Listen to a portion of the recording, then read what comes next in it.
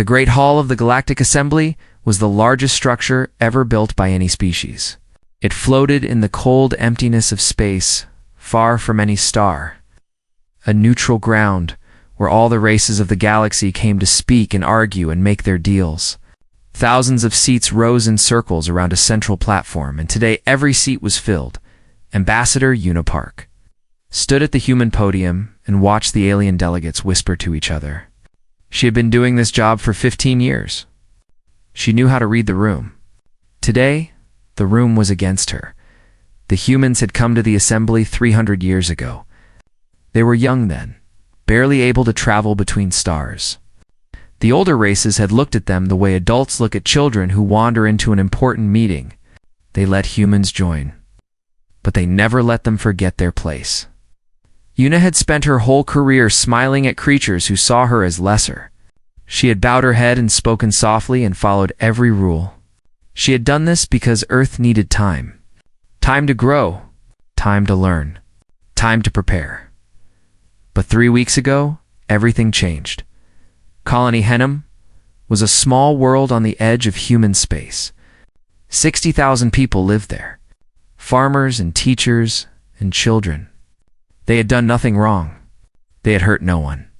But the Valori Dominion said that Henham was in their territory. They said humans had no right to be there. The Valori did not send a warning. They did not ask humans to leave. They simply sent their warships, and those warships fired on the planet until nothing was left alive. 60,000 people. Gone in a single day. Una had come to the assembly expecting justice. Instead, she got a vote. The assembly voted that the Valor attack was legal. They called it a territorial correction. They said humans should have known better than to build a colony so close to Valori space. Now High Chancellor Morath of the Valori stood on the central platform, reading the resolution in his deep and rumbling voice. He was tall and covered in gray scales, and his yellow eyes showed no guilt at all. He spoke about borders and rights and the proper order of things. He never mentioned the dead. Una felt her communicator vibrate against her wrist. She looked down and saw a message from Admiral Kubek, commander of the Sol Defense Fleet. The message was only 3 words long. The fleet is ready. Una took a slow breath. She looked to her left, where Captain Tai Wang sat with his hands folded on the desk. He was a calm man who rarely showed emotion, but she could see the cold anger in his eyes. He gave her a small nod. She looked to her right. Dr. Hannah Lim was watching her with a steady gaze. Hannah was the smartest person Una had ever known. She had spent 20 years studying alien technology and building things no other human could understand. She nodded too. Behind them, Strategic Advisor Dayun leaned forward. He was the one who had written the plan they were about to follow. He had spent his whole life preparing for a moment like this. His face was calm, but his eyes were bright. Una pressed a single button on her podium. Every human communicator in the assembly hall received the same signal, and every human in the hall stood up at the same moment. The alien delegate stopped talking. High Chancellor Morath paused in the middle of his speech. The great hall fell completely silent, without a word. The humans began to walk toward the exits. There were 43 humans in the assembly that day. Diplomats and translators and security officers. Scientists and advisors and staff. They all moved together, their footsteps echoing in the sudden silence. Una was the last to leave the podium. She did not look back. She did not say goodbye. High Chancellor Morath laughed. It was a nervous sound, too loud in the quiet hall. Let them go, he said. Let the children have their tantrum. They will come crawling back when they realize how small they are. Some of the alien delegates laughed with him. But not all of them. Ambassador Rillick of the Sonari Federation did not laugh. He was an old creature with soft blue skin and large dark eyes. He had studied humans for 50 years. He had read their history and watched their wars and learned their languages. He knew things about them that most aliens never bothered to learn. This is wrong, he said quietly to his aide. This is very wrong. His aide looked confused. They are leaving. Is that not good? They have no power here. Rillick shook his head slowly. You do not understand. Humans do not retreat. They never retreat. When they pull back, it is only to reposition. What do you mean? Rillick watched the last human disappear through the great doors. His hands were shaking. I mean that we have made a terrible mistake. All of us. The Valor killed 60,000 humans, and we told them it was legal. We told them their dead did not matter, but what can they do? They are one small species. We are 47. Rillick closed his eyes.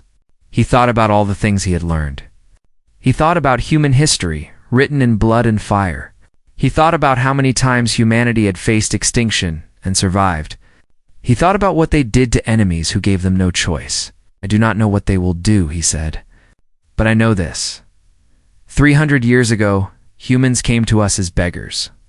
They smiled and bowed and asked for our help.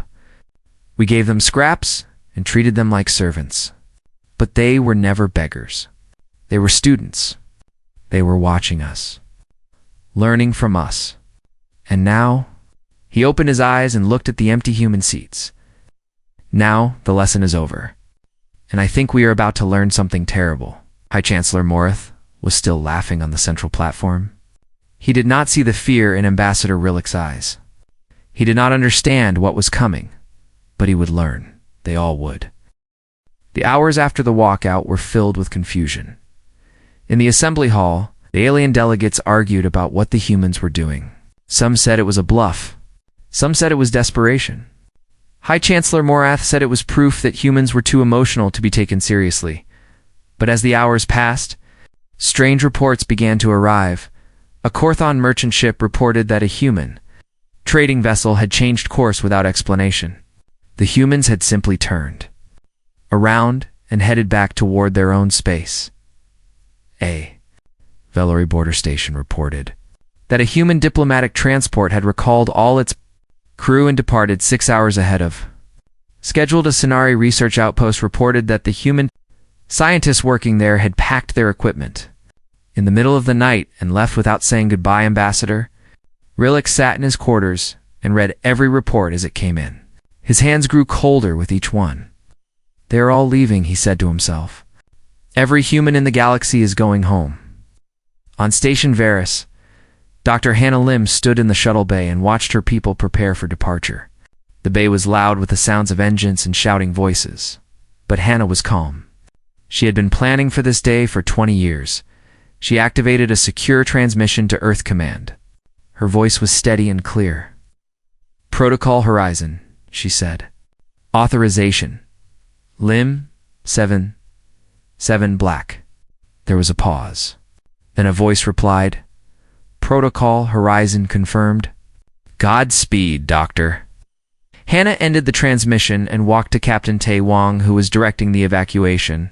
He was moving quickly, his sharp eyes checking every detail. 30 minutes, he said. All personnel will be aboard in 30 minutes. Good, Hannah said. We leave nothing behind. Tae nodded. He looked out at the stars through the bay window. Do you think they understand yet? Do you think they know what they have done? Hannah shook her head. No, they still think we are weak. They still think we are afraid. They will learn. Yes, they will. In the assembly hall, High Chancellor Morith called for order. He stood on the central platform with his arms spread wide, his yellow eyes gleaming with satisfaction. My friends, he said, we should not let this small drama disturb us. The humans have shown their true nature. They are children who run away when they do not get what they want. Let them go back to their little corner of the galaxy. Let them sulk and cry. They will return when they are ready to behave properly. Many delegates laughed. But Ambassador Rillick noticed that some of them did not laugh. The Korthon representative was studying a datapad with a worried expression. The Sonari delegates were whispering urgently to each other. Rillick stood up. His voice was old and thin, but it carried across the hall. Hi, Chancellor, he said.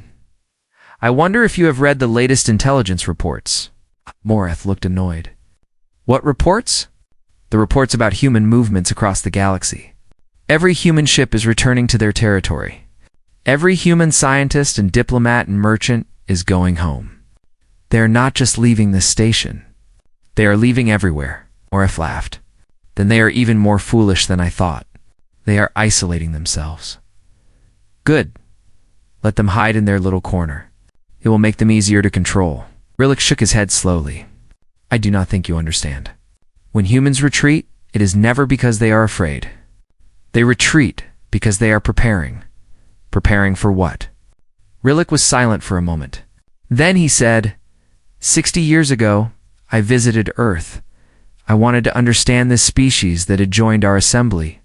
I spent 3 months traveling their world. I visited their cities and their museums and their battlefields. I read their books and watched their histories.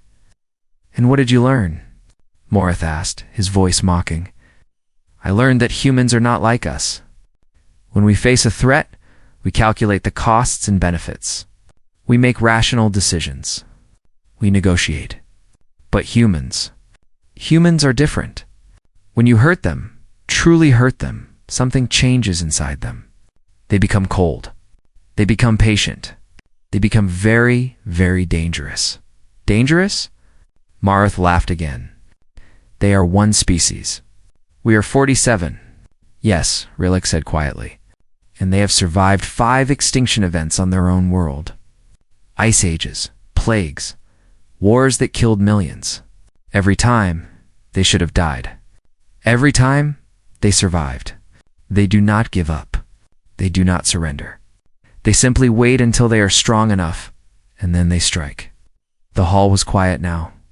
Some of the delegates were looking at each other with uncertain expressions. Morith spoke again. But his voice was less confident. Even if what you say is true, what can they do?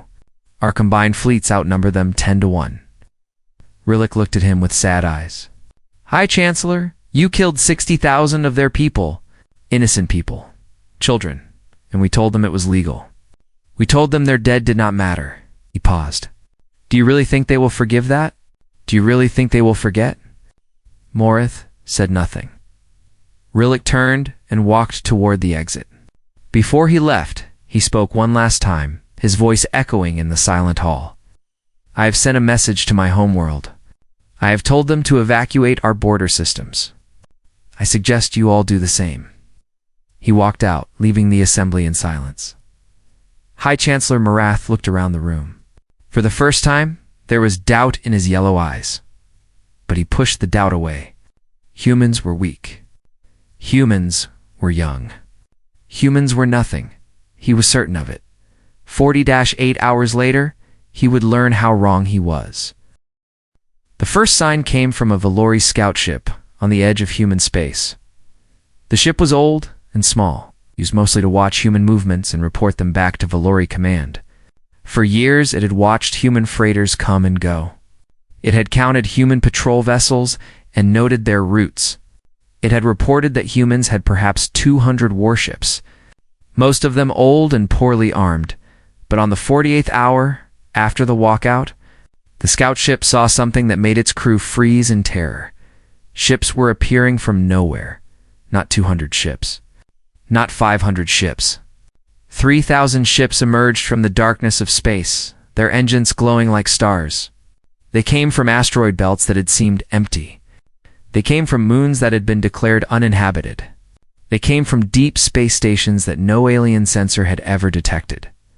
The scout ship tried to send a warning. But before the message could transmit, a human destroyer appeared beside it. The human captain sent a single transmission. Go home. Tell them what you saw. Tell them this is just the beginning. The scout ship fled. On the bridge of the Dauntless, Admiral Kubeek stood with his hands behind his back and watched his fleet take formation. He was an old man with gray hair and calm eyes. He had spent his entire life preparing for this moment. Beside him, Commander Jun Kim read out the fleet status. All ships reporting ready, Admiral. 3,200 vessels. Battleships, carriers, destroyers, support craft. All systems at full power. Q nodded slowly. 300 years, he said quietly. 300 years of smiling and bowing and pretending to be weak. And now, he looked out at the stars. Now they will see what we really are. On Earth, in a bunker deep beneath the mountains, Dr. Su Jin presented her report to the War Council. She was a small woman with sharp eyes and a sharper mind. She had spent her career in the Human Intelligence Division, gathering secrets from every corner of the galaxy. For 3 centuries, she said, we have been watching and learning. Every trade deal was an opportunity to study alien technology. Every diplomatic mission was a chance to gather intelligence. Every scientific exchange was a way to understand our neighbors.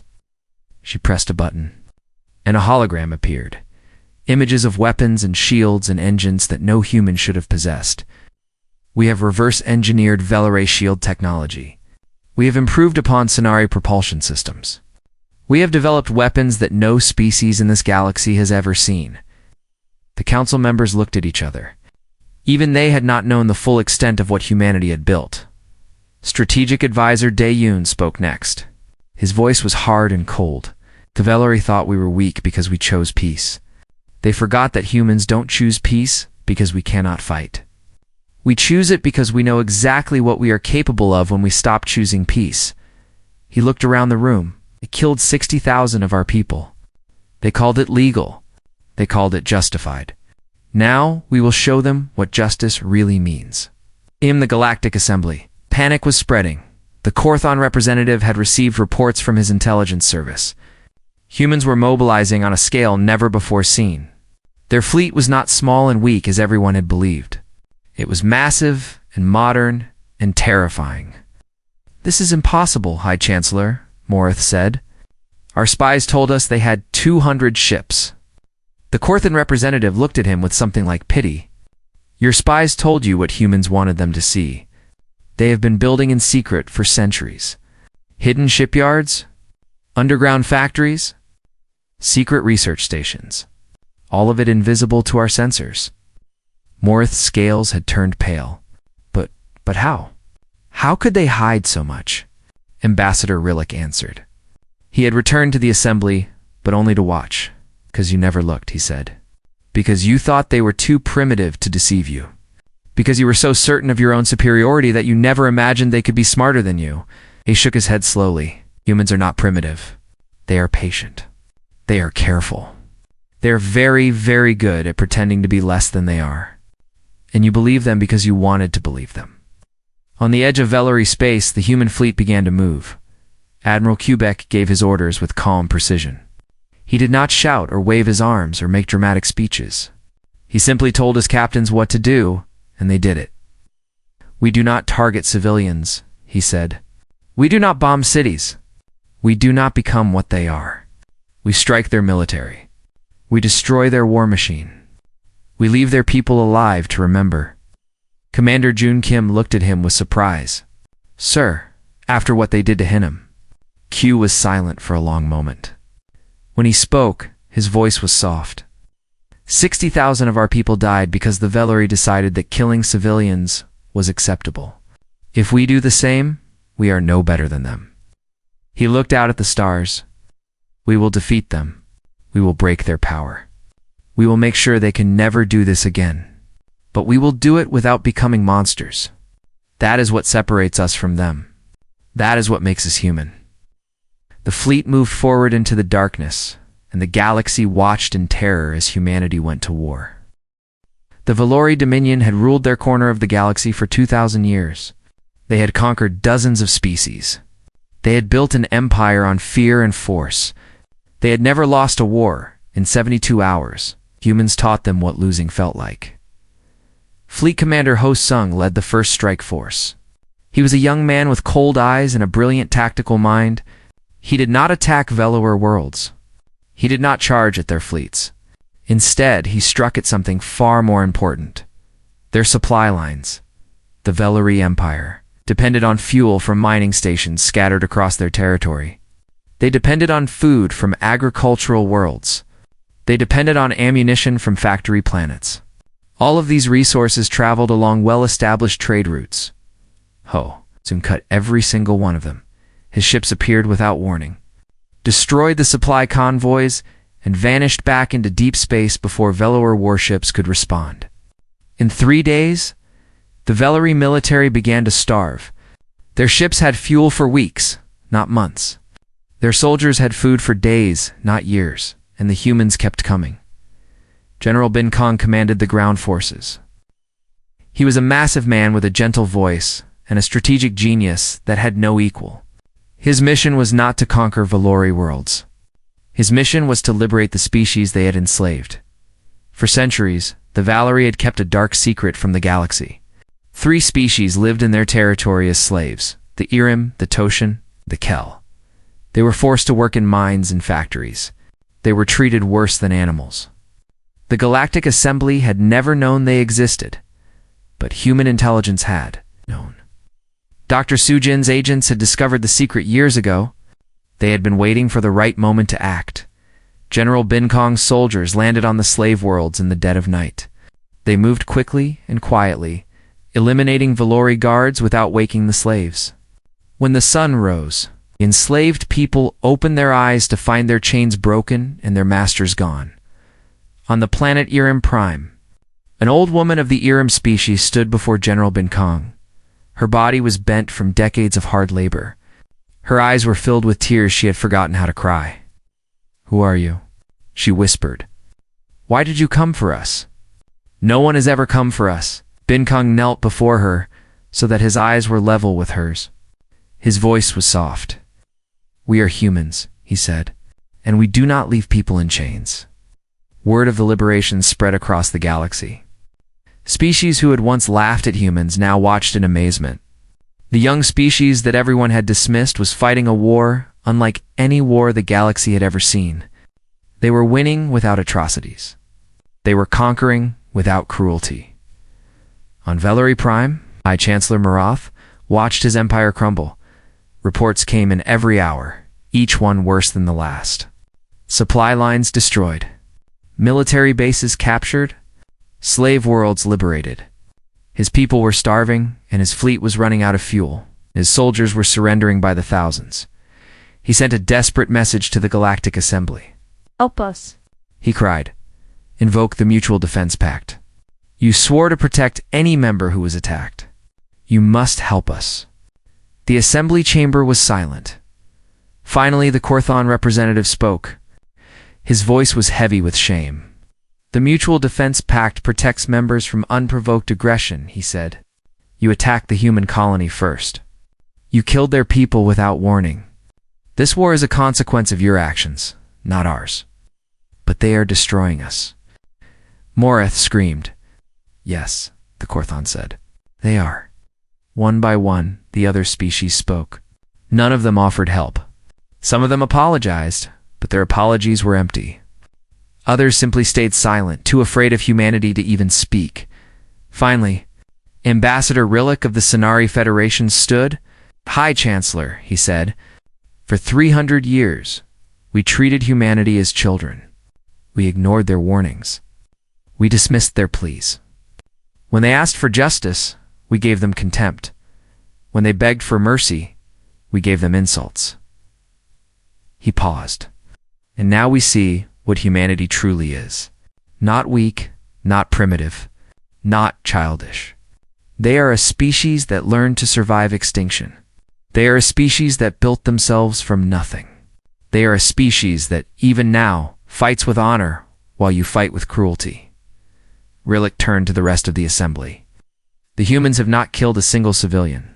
Not one. The Valori killed 60,000 humans in a single day. The humans have responded by liberating slaves and destroying only military targets. They are showing us what we should have been all along." He looked back at Moreth. "You asked for help? My answer is no. You made this war. You must end it." Morath stared at the screen. His yellow eyes were wide with fear and rage, but there was nothing he could do. On the bridge of the Dauntless, Admiral Kubek received a report from General Bin Kong. "All slave worlds liberated, Admiral. Over 200,000 people freed. The Irim, Toshan, and Kel are asking to join us." Q closed his eyes for a moment. When he opened them, there was something like peace in his face. "Tell them they are welcome," he said. "Tell them they are family now." The war continued for 3 more months. The Valori fought with desperation, but it was hopeless. Their empire collapsed piece by piece, system by system, till there was nothing left. And through it all, humans never lost their honor. They never became monsters. They simply won. 6 months after the walkout, the war ended. High Chancellor Moreth stood on the bridge of the Dauntless, his gray scales pale and his yellow eyes empty. He was surrounded by human officers, but none of them spoke. They simply watched as he walked to the table where the surrender document waited. Admiral Kubik stood on the other side of the table. He did not smile. He did not celebrate. Simply waited with the patience of a man who had already won. "Sin," he said. Moreth's hand trembled as he picked up the pen.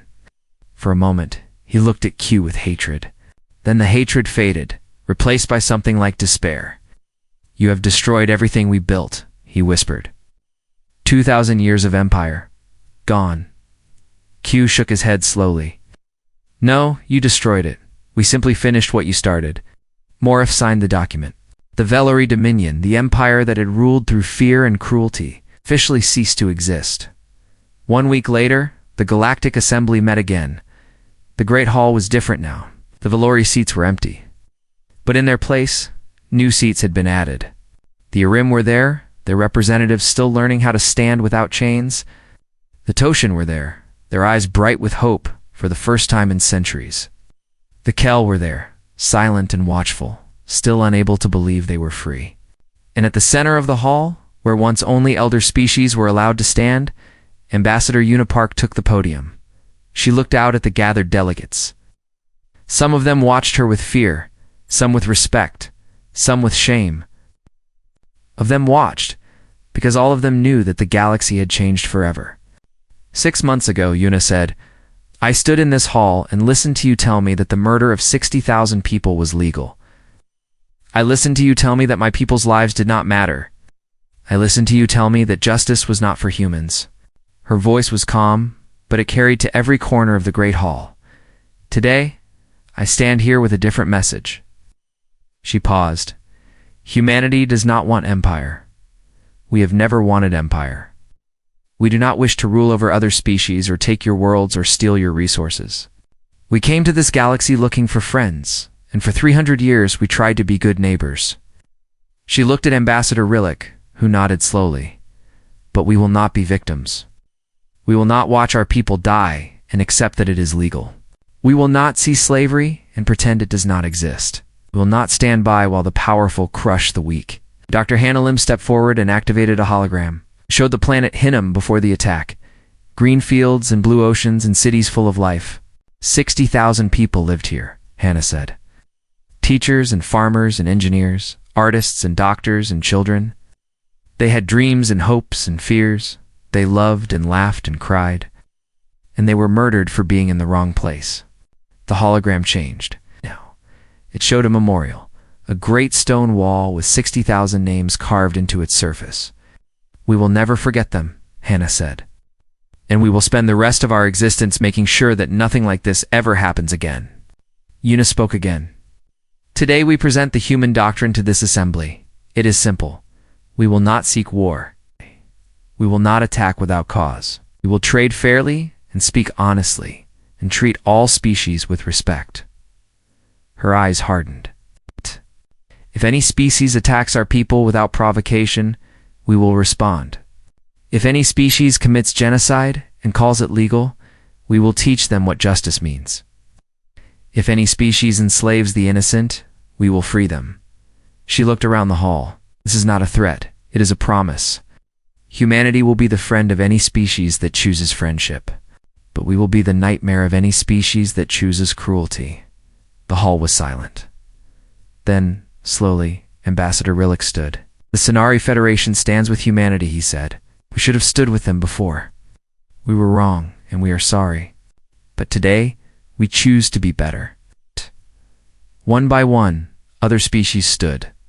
The Korthon, the Freed, Irim, Toshin, and Kel.